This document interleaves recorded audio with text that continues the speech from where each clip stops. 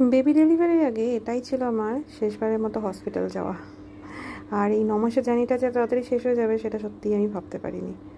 সত্যি কথা বলতে ভগবানের আশীর্বাদে অনেকটাই স্মুথলি কাটিয়ে এসেছি। হয়তো বা সেটা তোমাদের ভালোবাসা, সঙ্গে আমারও কিছু ভালো কর্মফল বলতে পারো।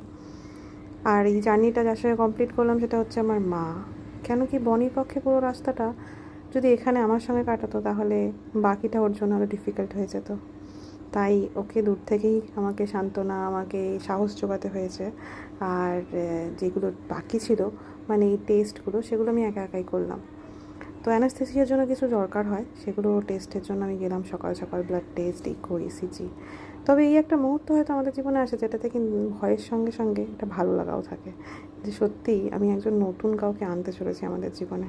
আর বিকেলবেলা ভগবানের কাছে কি বলে এলাম, এই পথটা যেমন তুমি আমার পাশে ছিলে, জানি বাকি পথটাও তুমি আমার পাশে থাকবে।